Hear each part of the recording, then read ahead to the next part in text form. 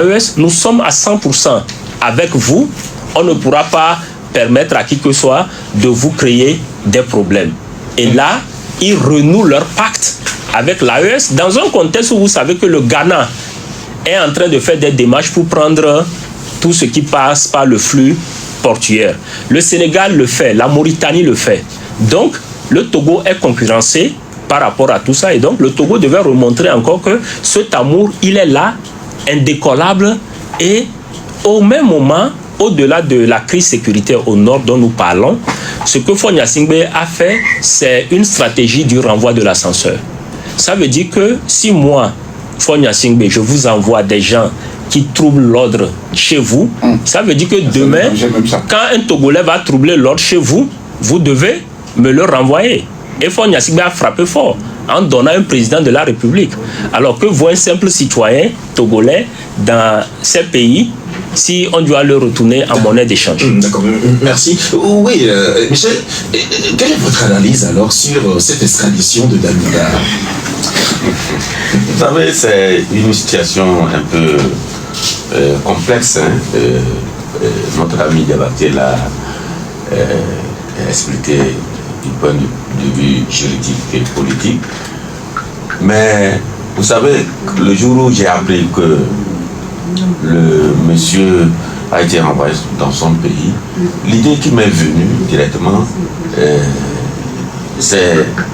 me disais, est-ce que s'il est gênant pour les Burkinabés en étant ici, est-ce qu'on ne pouvait pas le trouver un autre pays pour qu'il puisse aller rester là-bas que de le renvoyer pour Burkina, malgré les garanties données par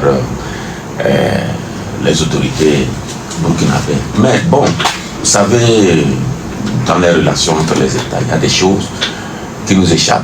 Il y a beaucoup de choses qui se disent. Quand vous prenez notre histoire, l'histoire récente, le Togo avait extradé aussi un Ivoirien. Voilà, donc c'est vrai, il n'était pas président, mais il était ministre de la Défense. Voilà. Mais quand vous rentrez aussi dans notre histoire, vous allez rencontrer beaucoup de personnalités qui ont séjourné ici, de quoi même sont morts ici. Je vais parler de Patassé, le président centrafricain. Patassé, il y a beaucoup de ministres de Mobutu qui sont passés par ici. Il y a plein. Jolan Savimbi. Voilà. Donc, aujourd'hui,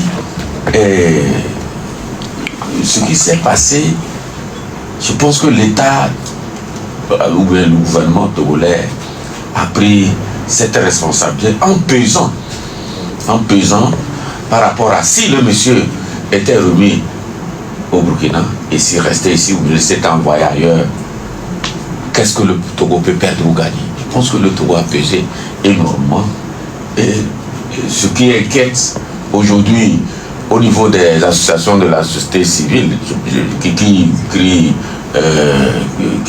au scandale, mais moi j'ai l'impression que le Togo a fait un choix assumé. Maintenant, la suite, c'est de voir si véritablement ça peut garantir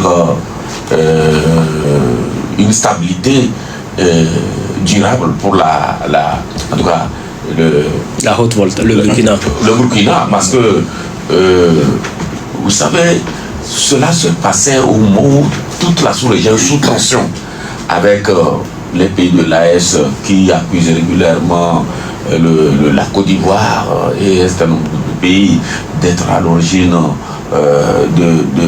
tout cas de tenter de les déstabiliser. Le Bénin qui a connu une tentative de coup d'État et tout ça là. Donc, ce qui fait que on ne sait pas, le tableau n'est pas clair. Mais attendons de voir si véritablement le Togo, en prenant en tout cas en adoptant cette posture, peut avoir des dividendes après. Je peux faire un commentaire? Oui, rapidement. Oui. En fait, ce que j'aimerais que tout le monde fasse, c'est d'aller relire le communiqué du ministre de la Justice du Togo et de voir les chefs d'accusation qui sont mentionnés là-bas. Et après, vous saurez qui on prend pour un mouton. D'accord. Et la revanche, vous allez voir qu'on n'a jamais mentionné le fait qui est atteinte à la sécurité de l'État. Et tout le monde n'a jamais mentionné. Mais retournez là-bas, eux, ils ont repris ça là-bas. Donc, ce qui veut dire que le Togo a fait une erreur d'extrader pas un fugitif, mais quelqu'un qui prend l'asile au regard du droit international. Non, mais au regard alors des derniers développements, c'est vrai que sur les réseaux sociaux tout récemment, il y a quand même des audios qui circulaient de ce que, et ces audios faisaient état de ce que il y a un certain nombre alors comment je le dis, c'est-à-dire ce sont c'est Damiba quand même qui a orchestré un certain nombre de choses. Justement. Mais là, est-ce que ça ne veut pas dire que le Togo avait raison quand même de le faire? Le Togo avait raison, sauf que les audios qu'on est en train de sortir, c'est pour démontrer aux yeux du monde que si demain ce monsieur-là passait sous le coup de la peine de la mort, c'est les audios qui viendront maintenant confirmer qu'il a tellement orchestré les choses qu'on ne peut pas le laisser en vie. Et là, le Togo est perdant. Et personne ne pouvait même confirmer que ces audios sont authentiques. C'est ça.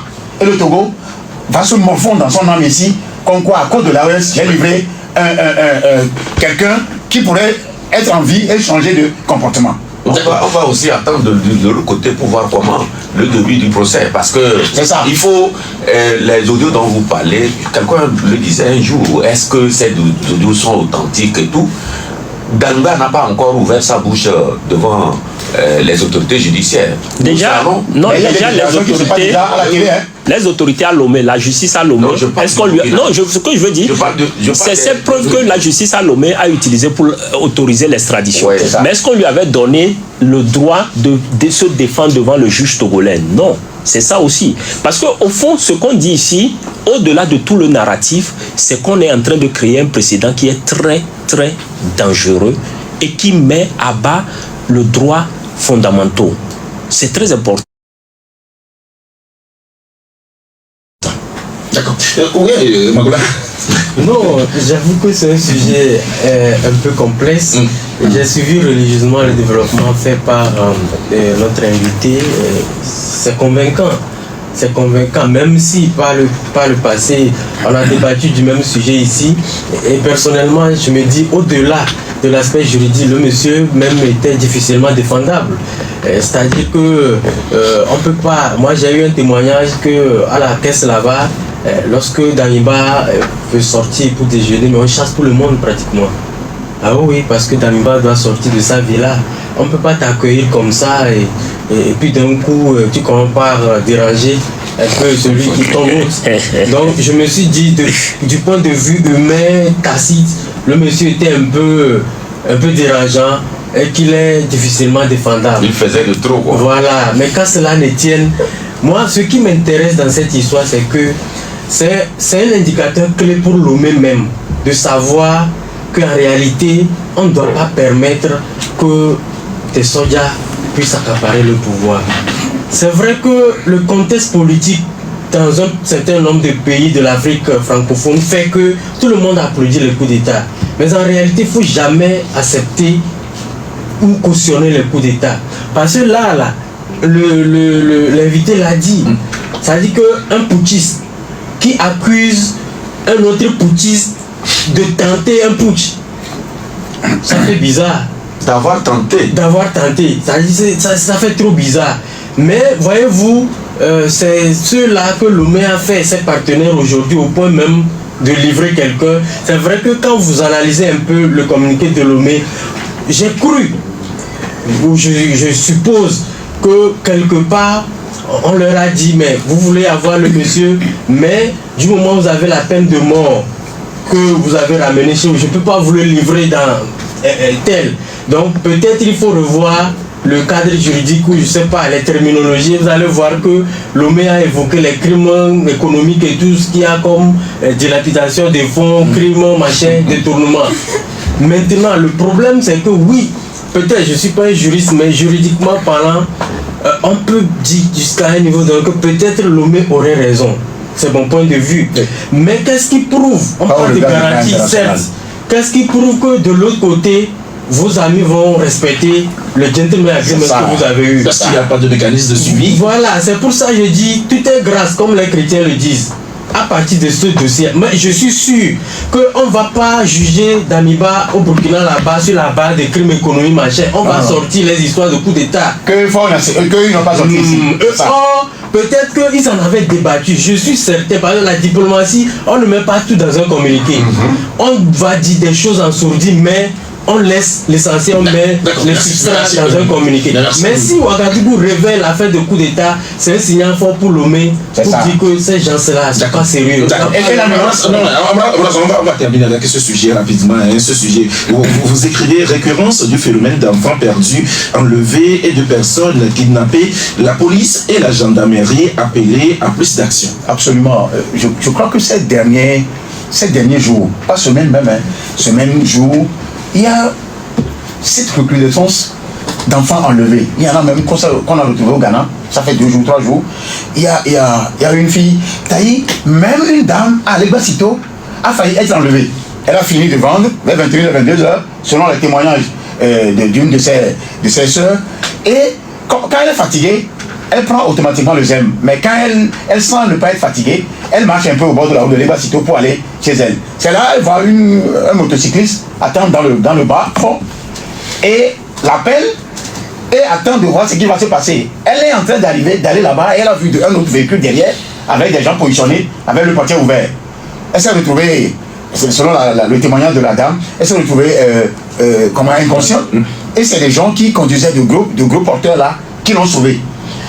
Il y a plein de ces cas maintenant nommés. Comment ça arrive? Quelles sont les causes? On doit chercher les causes. Donc on peut parler de la pauvreté, les gens cherchent de l'argent facile. D'autres, c'est les dealers, c'est ceux qui consomment de la drogue et veulent rentrer dans le giron de ceux qui font du mal. Juste faire du mal. Vous savez, et je l'ai dit dans l'article, que plus on était à 2 millions dans les années 60, aujourd'hui on est à 9 millions.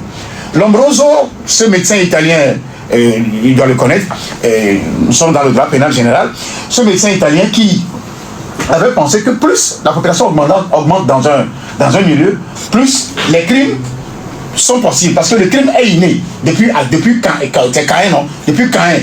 Et donc, les gens sont tentés de commettre des crimes parce qu'ils deviennent de plus en plus nombreux, les gens cherchent à se nourrir. Mais nous on dit ça ne doit pas être forcément une raison pour attenter à la vie de l'autre, pour s'enrichir ou pour trouver de l'argent. Et donc, qu'est-ce que la police et la gendarmerie, les deux institutions sécuritaires du pays doivent faire? Ils doivent renforcer la sécurité dans les quartiers. Je dis bien dans les quartiers.